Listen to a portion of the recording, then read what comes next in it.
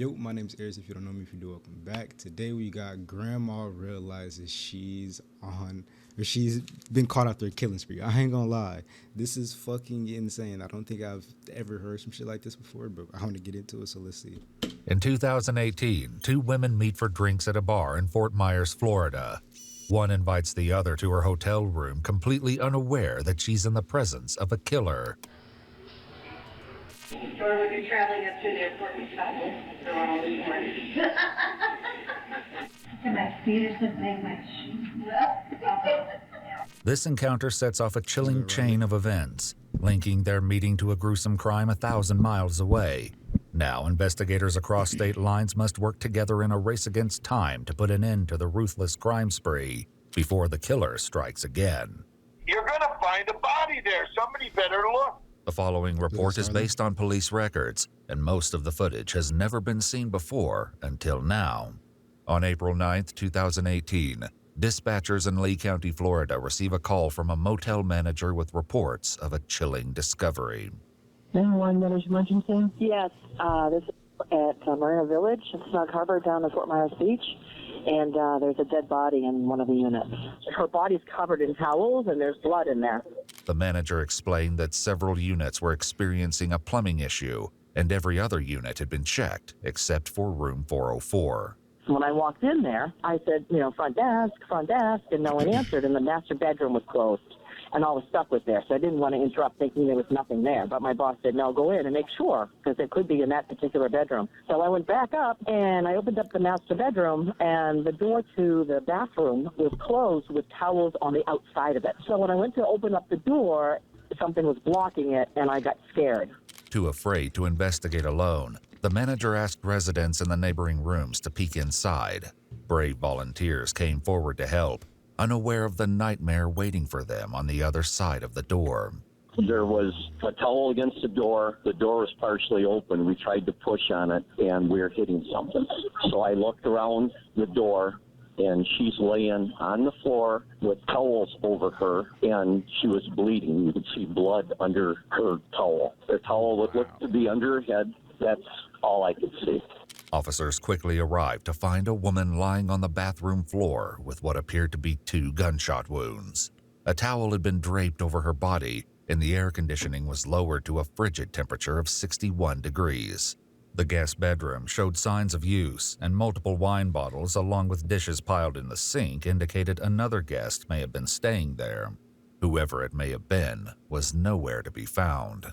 Police discovered that room 404 was rented by 59-year-old Pamela Hutchinson, who was captured on surveillance checking into the Marina Village condominium 6 days ago on April 3rd. Bro, this is what I'm talking about. This what we be talking about, bro. Like, there's cameras everywhere. No matter where you go, it's a camera there, and if it's not one, you got your phone, so they know where you at. So it's like, bro, just gotta stop doing crime, bro. So I just the dark don't come to light, bro. How are you today? Good. You're right, the traffic was... Did your driver's license on a credit card? Pamela reaches into a small silver purse, which was later discovered in her motel room. However, her credit cards and identification were missing.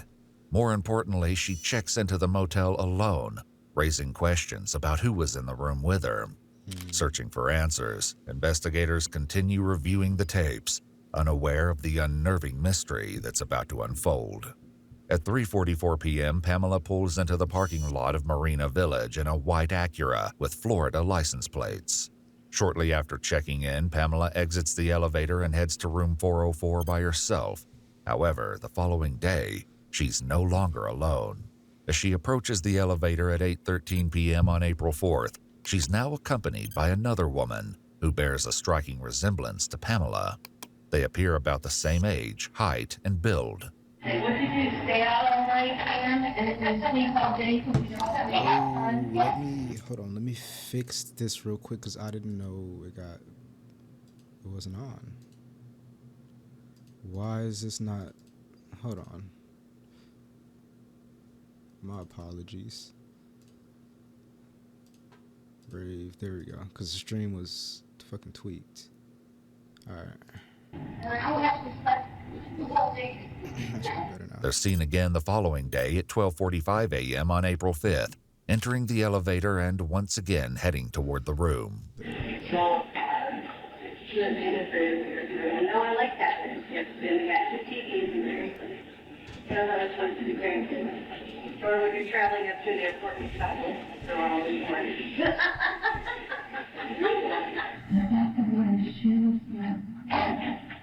My feet are slipping in my shoes.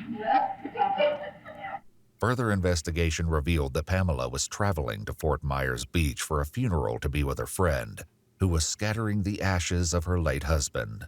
The friend last saw Pamela at lunch on Wednesday, April 4th, and later received a text saying she'd extended her stay to April 5th. However, when she sent a text to Pamela at 10 p.m. on Thursday, she received no response. Surveillance footage shows the unknown woman meeting with Pamela at a restaurant on April 5th at 5:14 p.m.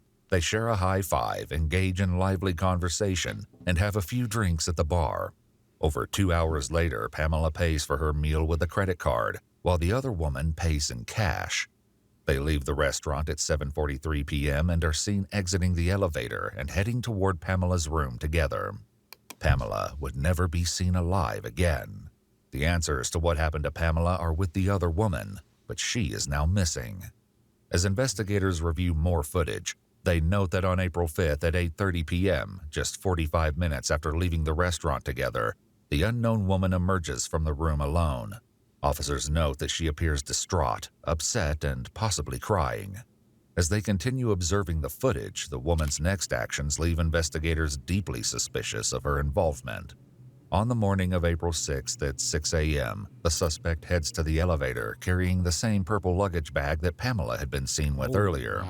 2 hours later at 8:30 a.m., a woman claiming to be Pamela extends her stay for 3 additional days.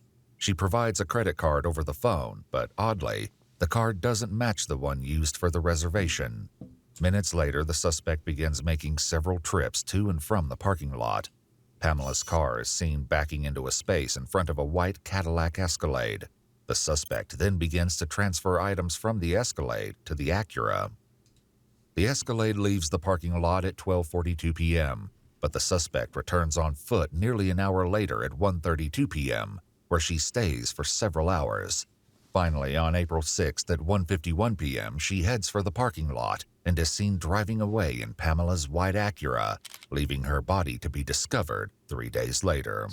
The suspect has vanished without a trace, and as there's no record of her staying at the motel, her identity remains a mystery.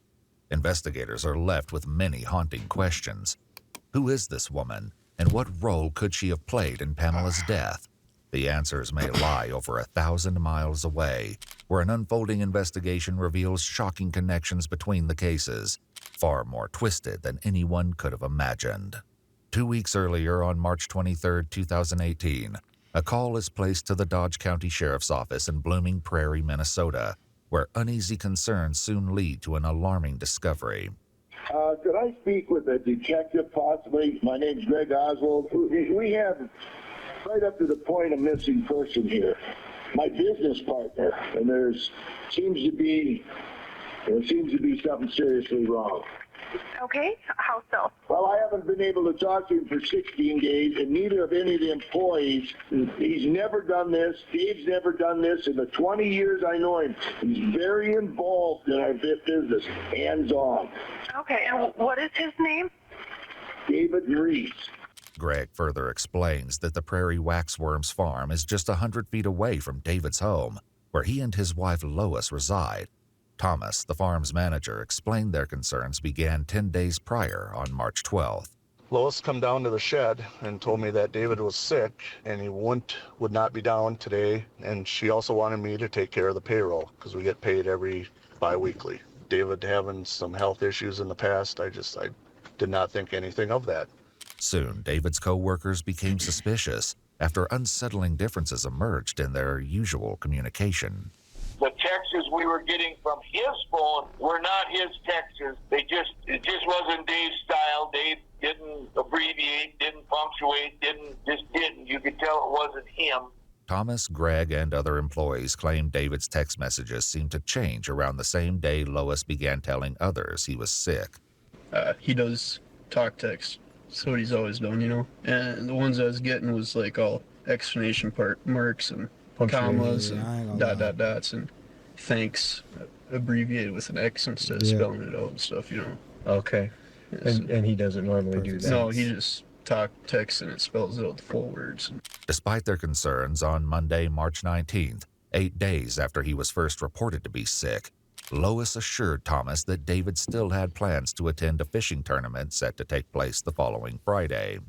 March 23rd, I watched the live weigh-in of the Cabela's Masters Walleye Circuit that David was supposed to be at, according to Lois. When they announced David's name, I did not see him, and I became very concerned.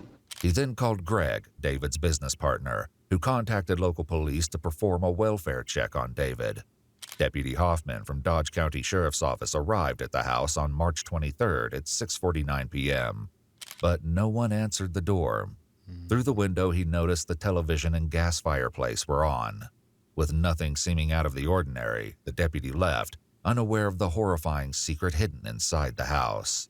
We were so frustrated sitting there talking to these people. Mental health people are going to go out and check, and that guy says, "You're going to find a body there. Somebody better look."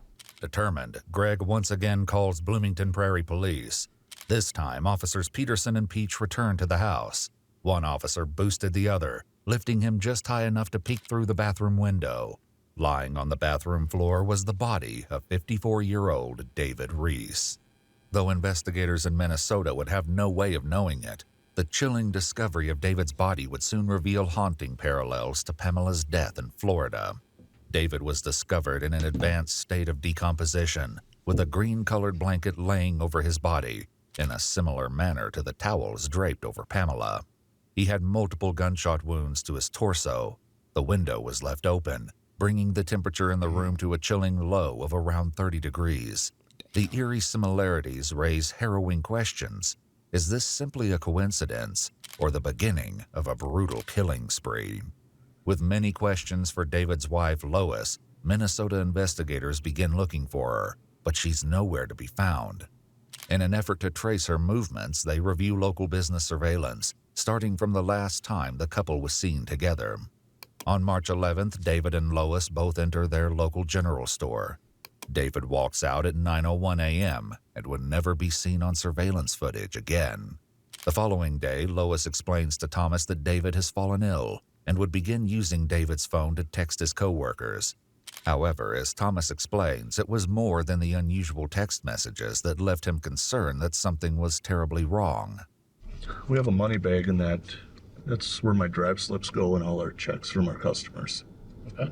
I did my route on Friday, yesterday, and I noticed everything was missing out of there. All the checks out of the money bag.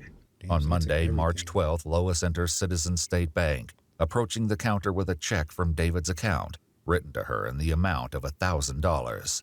The teller fails to notice that David's signature doesn't match the previous ones on record.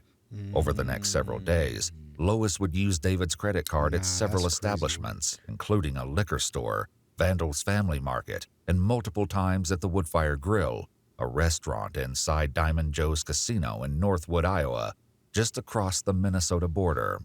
Meanwhile, Greg confronts Lois about the missing checks from Prairie Wax Worms. I sent her a text that I'd been informed there was checks missing out of the office, so I had to call the county sheriff, report stolen checks. And if you know anything, let me know.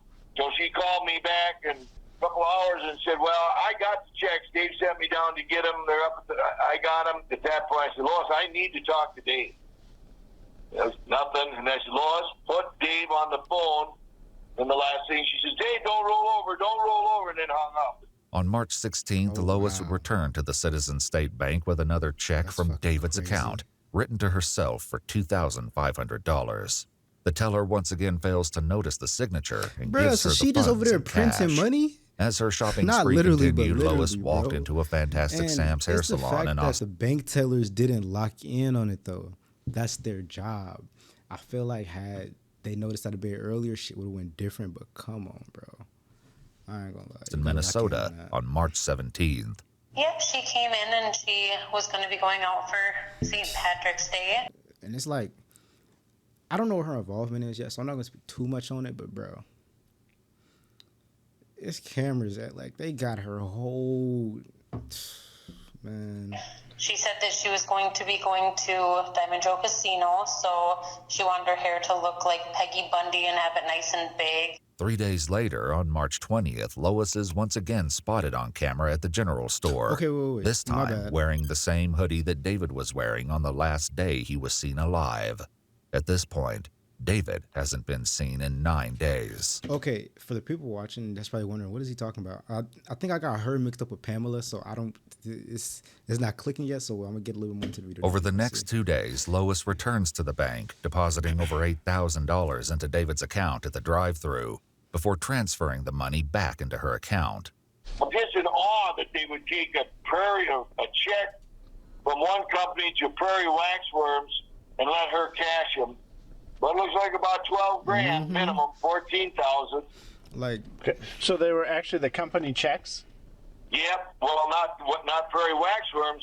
It was our customers' checks who had made payable to Prairie Waxworms.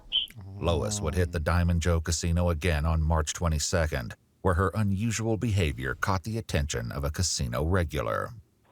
Just kept acting like she was real suspicious on who people were and what was going on, you know?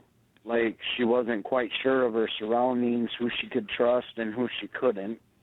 Okay, so paranoid basically? Yeah, kind of.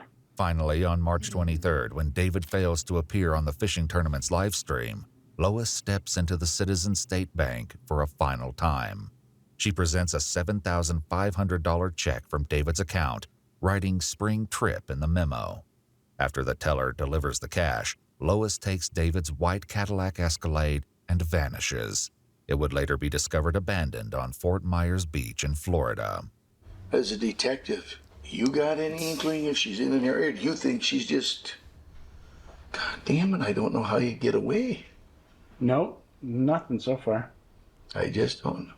Detectives in Minnesota and Florida have yet to realize the shocking connections between the murders of Pamela Hutchinson and David Reese. But a lucky break will soon drive the two separate investigations toward a fateful collision. Okay. That's what I missed. So they were both victims, and she's the one that got it. 3 days before Pamela's murder, Lee County Sheriff's Office in Florida had received a concerning 911 call. Hi, there's an ATV out for a Lois Reese from Blooming Prairie, Minnesota in Steele County. She just got out of her car at my Florida house. I also live in Blooming Prairie, so I know about the whole thing. She's in a white 05 Escalade. Okay, and if you do some research, it's Steele County, Minnesota, that's trying to find her. Okay, so she has a warrant, is that what you're saying? Yes, for the possible murder of her husband and for sure for embezzling charges. Earlier the same day, the 911 caller, Tessa's daughter in Blooming Prairie, received a call from a woman named Stormy Liberty, who claimed to be Tessa's friend and asked for her address. Stormy Liberty was later identified as an alias that Lois used when opening a cell phone account. She was gone by the time police arrived, and just 3 days later, Pamela's life came to a tragic end. Now, after Pamela's death, as one deputy reviews the security footage from the Marina Village Motel, he recognizes the woman with Pamela as Lois Reese, based on Tessa's 911 call from 3 days ago. I do rentals, so she had a little notepad like she was going to rent, but that's what I thought. And then she got out, and she saw me. I said, can I help you? And she looked at me, and she said, oh, I'm in the wrong place. And she quick got in her Escalade. She said it was a 2005 white Escalade? Yep, pearl-colored Escalade. After being recognized in the surveillance footage, Lois is officially named a person of interest in Pamela Hutchinson's murder. On April 10th, investigators in Florida contacted Minnesota law enforcement, requesting a photo to confirm their suspect. And finally, information between the two investigations was shared. With evidence connecting Lois to more than one murder, investigators are left with the chilling question: is she finished, or is she planning to strike again? While following her trail, those who knew her begin to share a troubling history with investigators, one that hints at a possible motive for her ruthless actions. My grandpa passed away and she got her inheritance, and she was so unbelievably bored out there at that house. And the only time she was unbelievably bored out there at that house. And the only time she was happy is when she'd have the grandkids out there, and she had them a lot. Okay. My kids and my brother's kids were there a lot. If she wasn't at, with us, like her kids or her grandkids, she was probably at the casino. And I had told my dad, and I told her that I was getting concerned with how much she was going there. And she's like, Bria, it's just something for me to do. It's fun, but I don't have a problem. She blew through hundreds of thousands of dollars there. I had no idea it was that bad.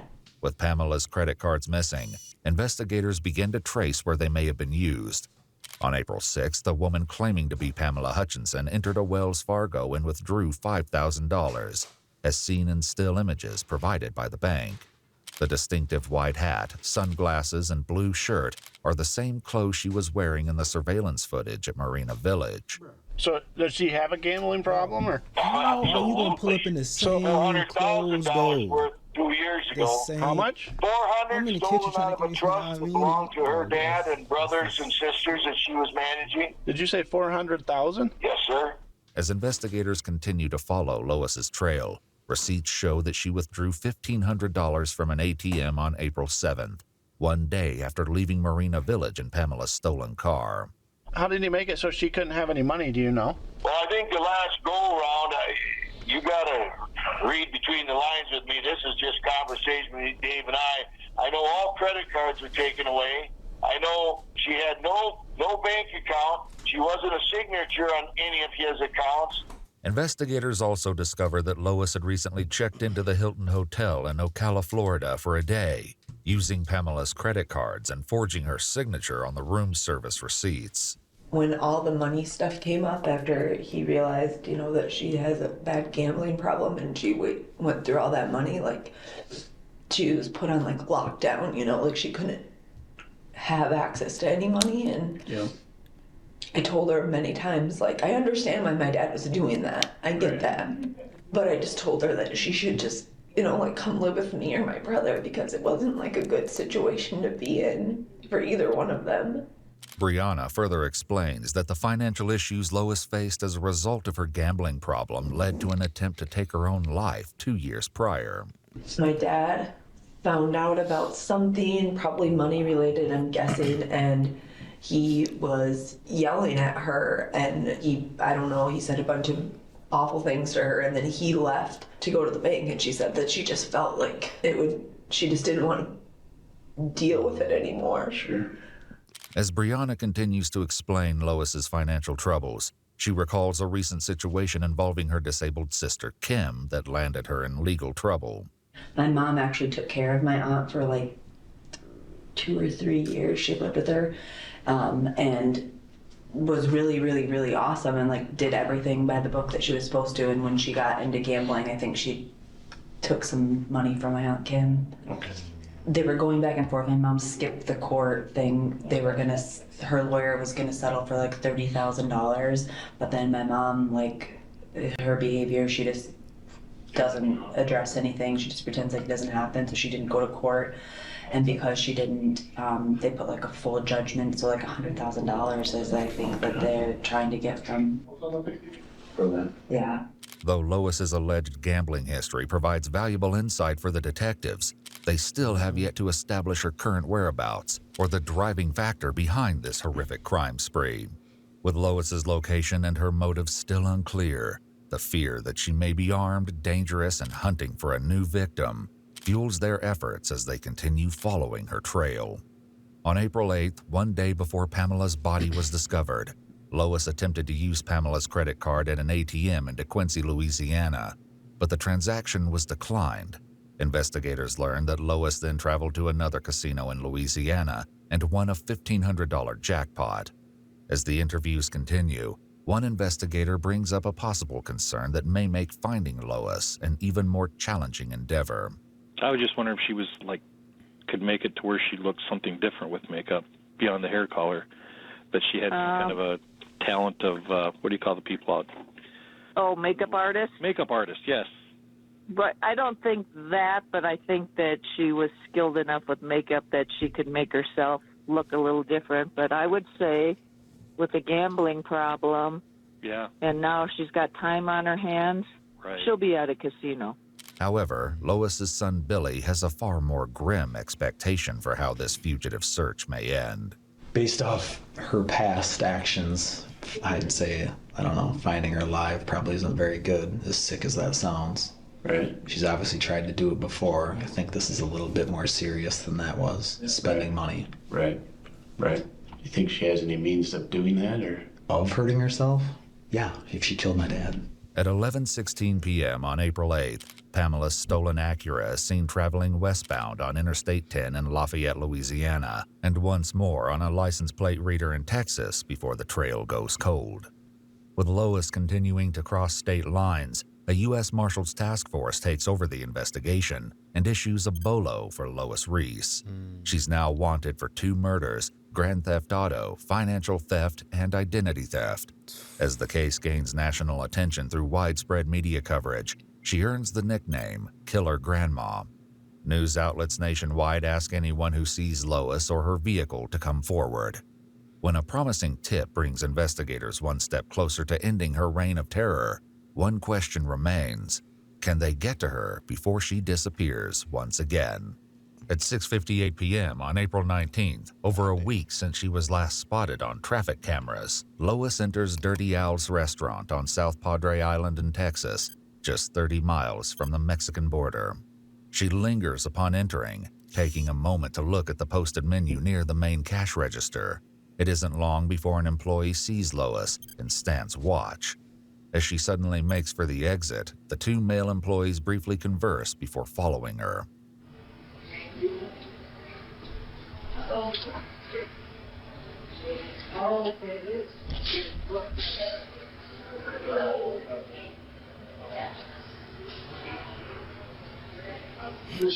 That's the Florida license plate. Well, she was driving a Florida license plate. Where? Right here, that white car. They got good eyes. They got real good eyes. I couldn't hurt. The man takes down her license plate and local authorities are contacted. Police arrive at 7:50 p.m., nearly an hour after she left the building. It seems as though she slipped away once more. It's a devastating blow to their search, but in a shocking twist of events, while officers wait for someone who can show them the surveillance footage, they begin to search the conjoined parking lot and spot the stolen car at the restaurant next door.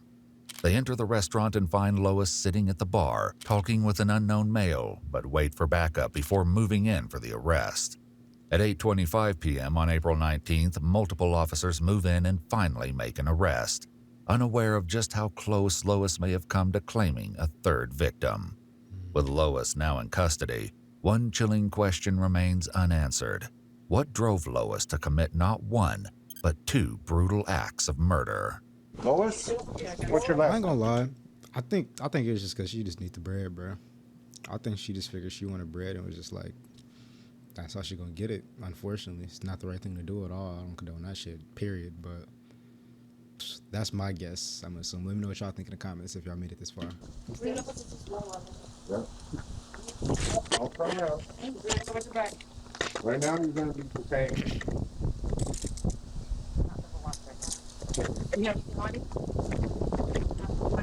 One detain. Double lock it. We're gonna go talk to him. Okay, no. According to the man she was with, he and his friend met Lois at Padre Rita's Grill. She told them she was staying next door at the Motel 6 and was a widow searching for a place to live in South Padre. The jaw-dropping evidence in her motel room will later be found in a search by investigators. For now, the man explains that he and a friend went with Lois on April 17th for drinks before dropping her off at her motel. Both men found Lois to be completely normal, never witnessing any emotional breakdowns or outbursts, with one mentioning she was even flirting with him. Is your driver's license in here, ma'am? Yes. It is. That way I can run it real quick. How did you get here? Here, those are 2 cars. Car that you drove here. Okay, this one right here. Just an FYI. Okay. It's not really her car. Okay. You wanna run her real quick? It's out of Minnesota. It's in there. It's out of Minnesota? Yes, sir. Yeah, but the warrant I do believe might be out of Florida. I didn't get a chance to even look up our stuff because it was like. How far is Minnesota from Florida? Yeah. I don't know how that is. Lisa, if you wanna. And I'll get my cuffs back when we get over there. Just go in and grab your unit and follow them to the station. When news of her arrest broke, I ain't gonna lie. I do not pay attention to Minnesota in the slightest. So this, my bad if I just seem uneducated, some of y'all. But bro, I didn't know that's how it. Nigga, that's way out the way, bro. That's a 26-hour. That's a 26-hour drive. That's came forward with a harrowing story. She told investigators that while eating alone at a restaurant on the island, she befriended a woman who identified herself as LaDonna, who was recently widowed and spending time away from her family to grieve. They met again for drinks on April 15th. The woman allowed LaDonna to come home with her, letting her stay in her guest bedroom. They had plans to meet again on Friday, April 20th, just one day after her arrest, where she learned LaDonna was Lois Reese. When investigators from Minnesota and Florida learn of her arrest, they fly to Texas to meet with Lois for an interrogation. However, Lois invokes Miranda rights and asks for a lawyer. Room I've ever Eventually, Lois will break her silence and recount the shocking. She damn near sitting in a better chair than me. What type shit is that? Details of her final moments with David and her motives for pulling the trigger. For now, Lois raises an unusual concern.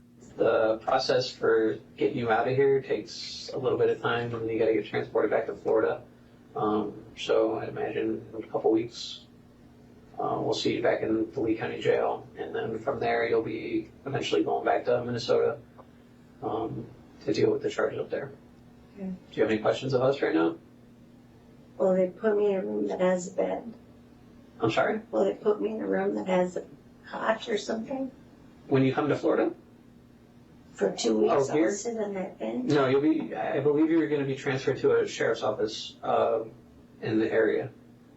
Okay. You'll have to see a judge, I think, for extradition purposes in the morning, a magistrate. And then from there, you'll be going to a sheriff's office where they'll house you until we come pick you up. And they'll be able to answer some of those questions that you have on the bed. We just don't, we're not.